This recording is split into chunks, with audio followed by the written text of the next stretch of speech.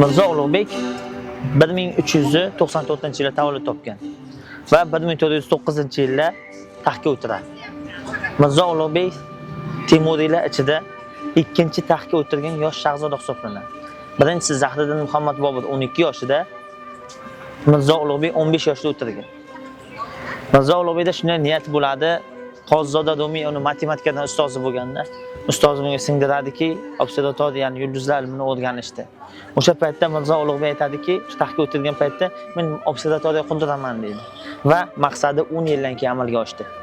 Observatoriya 1420-yilda qurilish ishlari boshlandi va Orif Ozariy degan uni ustozi bo'ldi, faylasuf. Shu va Qozizoda Rumiy yordami bilan Mirzo Ulug'bek mana shu yerda 1428-yilda observatoriyani qurib bitkizdi. Keyin qaranglar, observatoriyada 40 dan ortiq olimlar ishlagan. Mirzo Ulug'bek observatoriyasida. Mirzo Ulug'bek observatoriyasi mana shu Cho'ponota tepaligida Samarqanddagi eng baland joyda qurib bitkizilgan. 1428-yilda. Esdan chiqarmanglar. 1428-yilda qurib bitkizilgan. Endi kelgan mehmon birinchi keladi. Bunga atiga 30 daqiqa vaqt ajratilgan. Keladi mehmon kelgandan keyin birinchi mana bu haykal haqida gapirib berasiz. Haykal 2010-yilda Ravshan Murtajiyev tomonidan yasalgan. 2010-yilda. Mana bu orqasidagi yulduzlar tasviri, ko'ryapsizlar, mana shu yerda 1018 ta yulduz kiritilgan. 1018 yulduz kiritilishi sabab Mirzo Ulug'bek 1018 yulduz koordinatasini ishlab chiqadi, o'rganib chiqadi va o'zining Zijij Ko'ragoni jadidiy asariga kirgizadi. Shu kitob yozgan va she'rga kirgizadi. Shu sababdan ham mana shu yerga yulduzlar tasviri, osmon jismlari, ko'rasiz, sayyoralar qo'yilgan. Yulduzlar koordinatasini o'rga chizilgan. Bu yerda 1018 ta yulduz bor jami. Keyin yuqoriga chiqamiz. Yuqoriga chiqqanda birinchi muzey bor. Muzeyga olib kiramiz. Muzeyni ko'rib bo'lgandan keyin, demak, o'ng qo'l tomonimizda Ulug'bek observatoriyasining o'zi bor. Shu observatoriyani ko'ramiz va shu bilan tugatamiz buni. Keyin bu yerda mana shu observatoriyani tashkil etilishida o'zini hissasini qo'shgan olimlardan biri Vyatkin. Rus nimasi? O'sha arxeologiya Vyatkinning qabri bu. Buni ko'rib ketamiz. 1907-1908-yillarda buni qazish ishlarini olib borib, mana shu yerda observatoriya borligini topgan odam. Ketdi o'sha yerga. Bu yerga qancha vaqt qilgan? 30 daqiqa ajratdilar.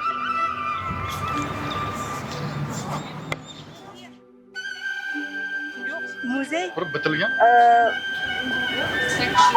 2010-yil qurilgan. Muzey ham ikkalasi muzey ham o'sha rekonstruksiya ishlari 2010-yil. Ha, bilinglar, 2010-yilda qurilgan. Jeszcze popatrz.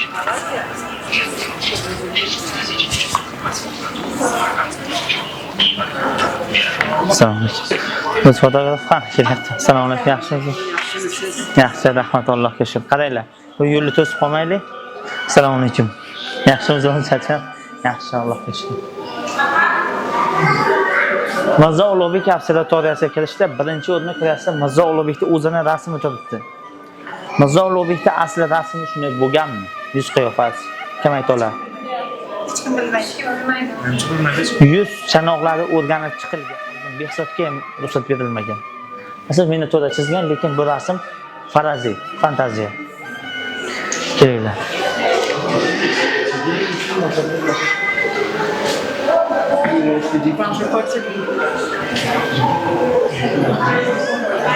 Kellan foydalanilgan.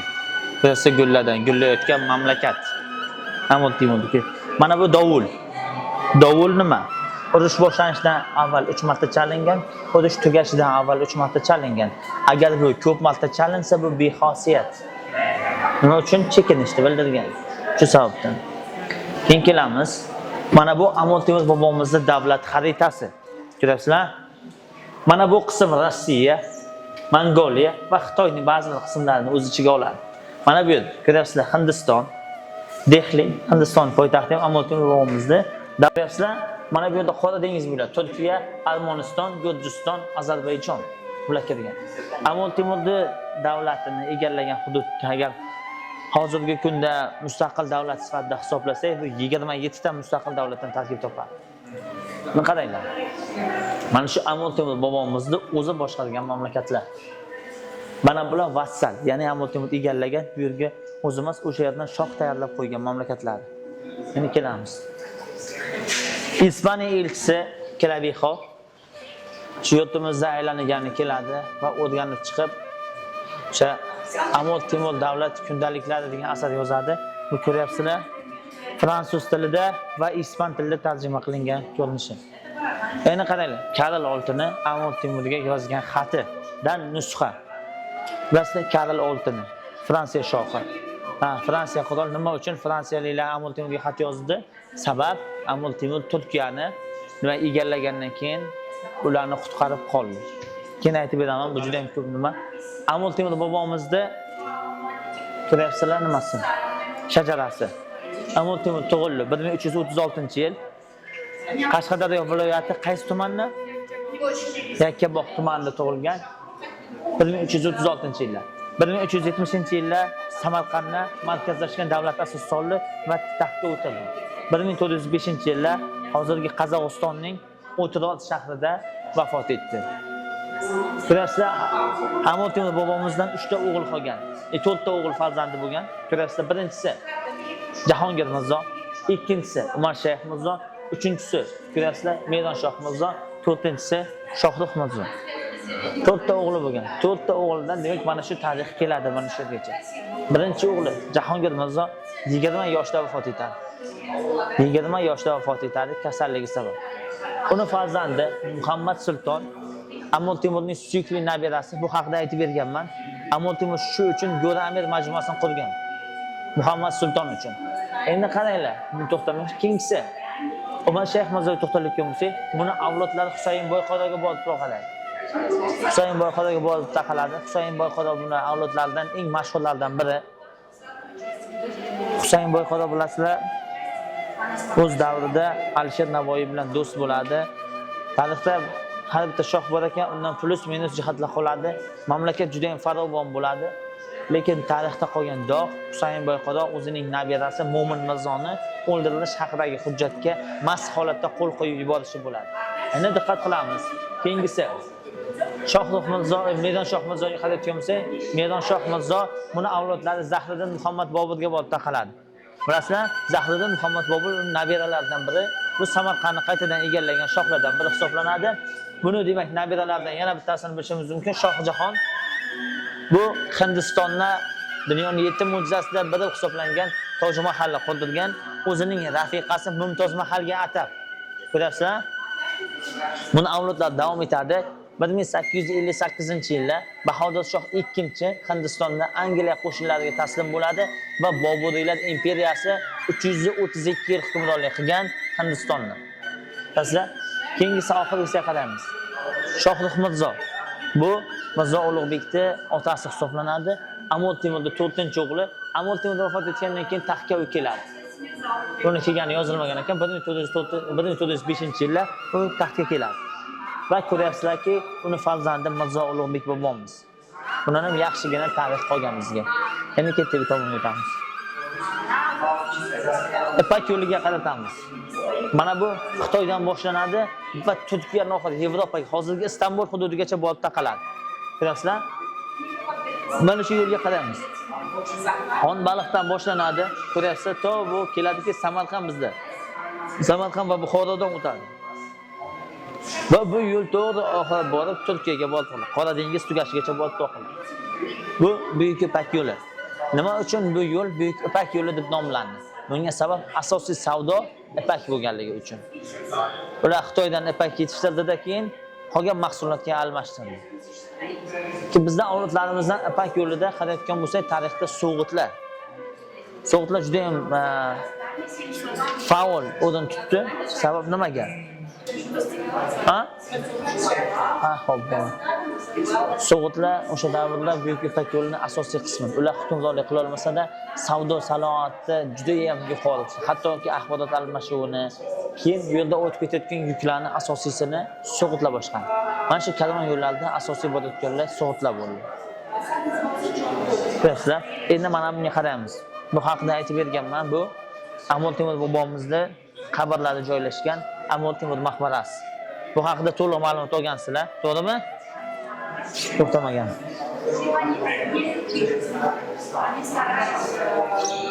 Samo yo'li, ya'ni somon yo'li deb ataymiz, biz. Mirzo Ulug'bek bobomiz yulduzlarni o'rganganligi sababli ko'ryapsizlar, mana yerda somon yo'li. Endi mana bunga qaraymiz. Zahiriddin Muhammad Bobur tomonidan yozilgan Boburnoma. Bu Markaziy Osiyo davlatlarining va hozirgi Afg'oniston va Hindiston tarixini ham yoritib bergan asosiy manbalardan biri hisoblanadi. Boburnoma Zahiriddin Muhammad Bobur tomonidan yozilgan.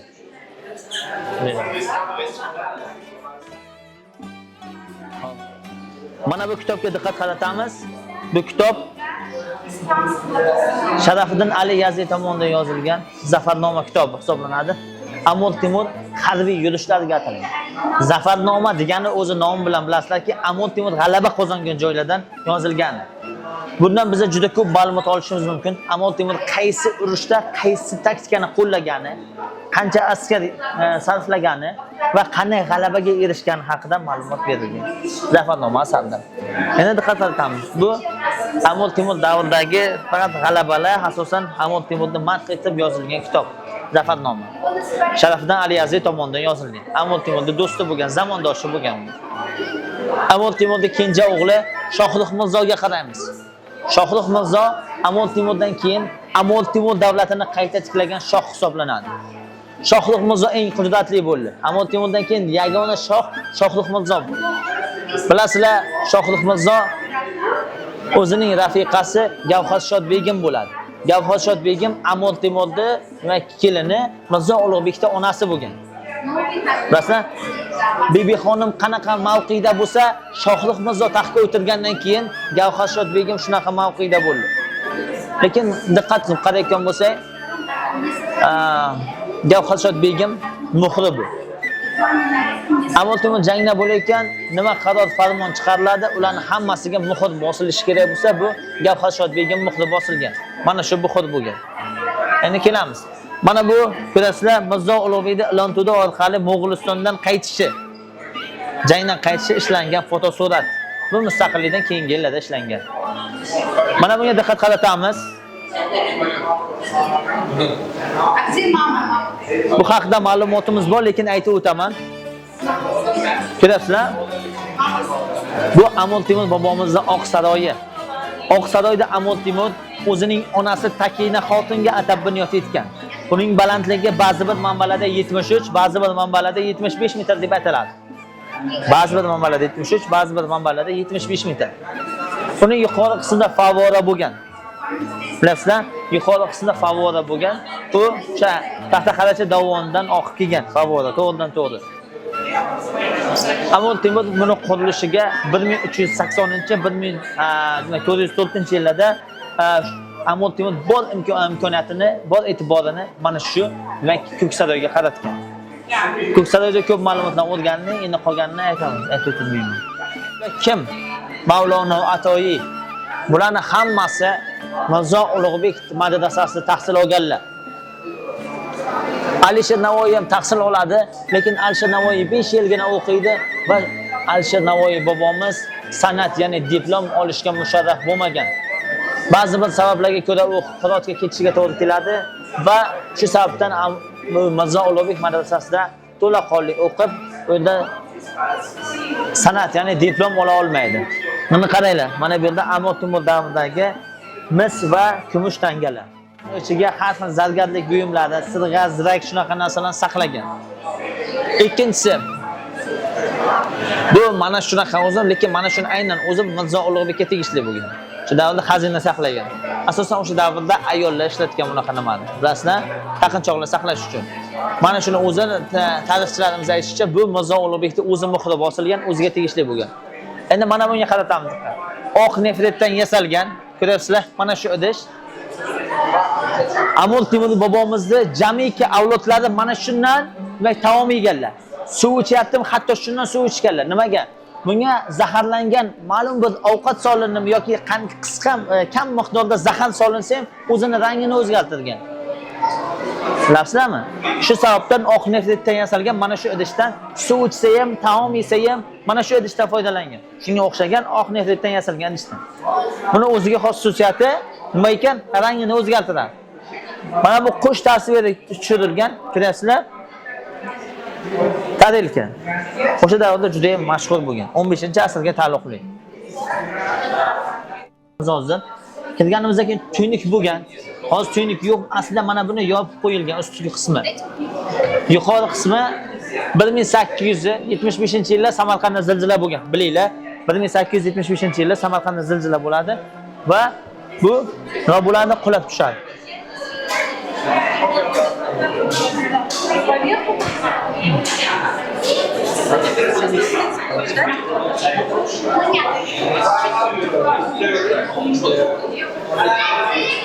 Yevropa olimlari.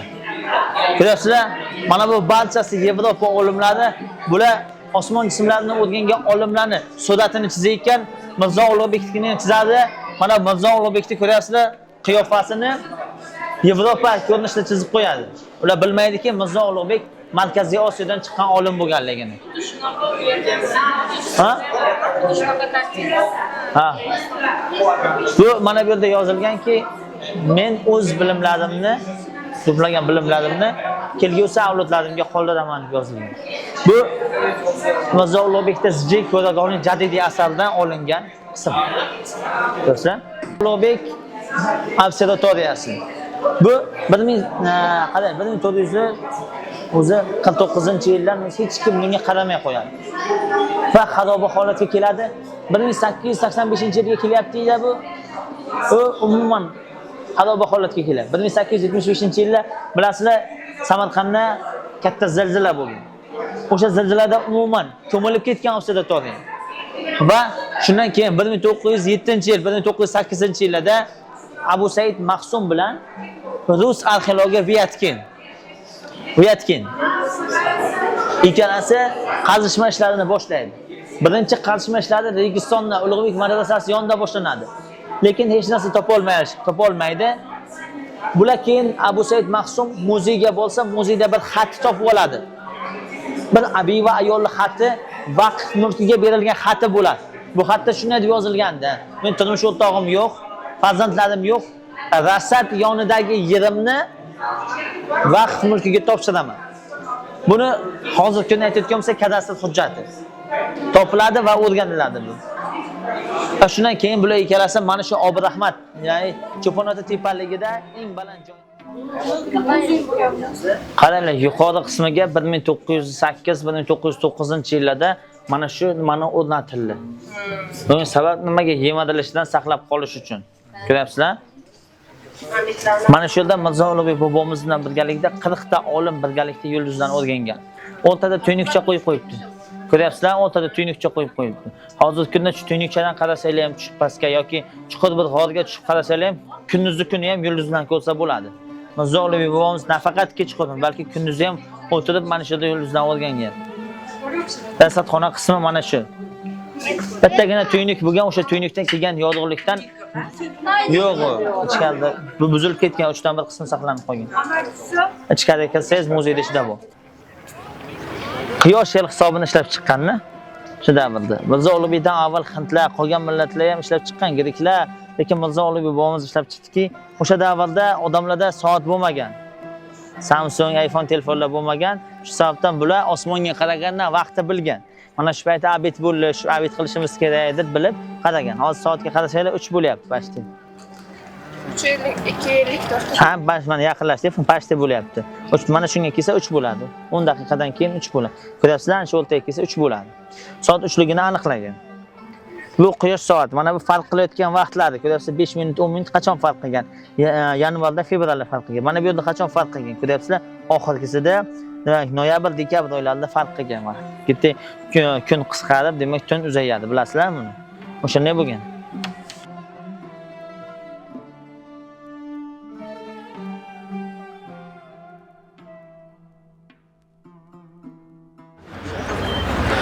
Mirzo Ulug'bek observatoriyasi. Observatoriya bu nima? Observatoriya bu yulduzlarni, osmon jismlarini o'rganayotgan joy. Mirzo Ulug'bek 1394-yilda tavallud topgan. Va Mirzo Ulug'bek o'sha taxtga o'tirgan chog'larda 1409-yillarda shunday niyat qiladi. Men deydi, observatoriya qurmoqchiman, osmon jismlarini o'rganadigan. Bunga asosiy turtki bo'lgan inson uni ustozi Qozizoda Rumiy bo'ladi. Qozizoda Rumiy uni matematikadan dars bergan ustozi, bilinglar. Keyin Orif Oraziy degan bir faylasuf ustozi bo'ladi. Shularning taklifiga binoan, shularning yordami bilan, ko'magida Mirzo Ulug'bek bobomiz Cho'ponota tepaligida Samarqand yerining eng baland joyida observatoriya qurish ishlarini boshlaydi. 1420-yillar G'iyosiddin Koshiy tomonidan qurilgan birinchi observatoriyaning qismini ko'rishimiz mumkin.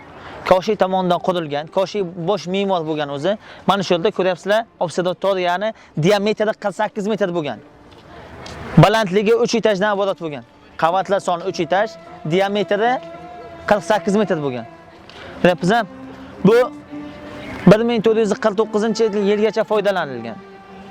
Bilasizlar nima uchun? 1449-yilda baxtsiz fojia bo'ladi. Mirzo Ulug'bek bobomiz bu yorug' dunyoni tark etadi. Undan keyin allaqishib bu yerdan ketadi Turkiyaga. Juda ko'p muammolar bo'ladi. Shu sababdan ham observatoriyaga hech kim g'amxo'rlik qilmaydi. Keyin observatoriya qurilishlariga kelayotgan bo'lsak, 1420-yilda boshlangan observatoriya 1428-yilda rasman tugatiladi va o'z faoliyatini boshlaydi.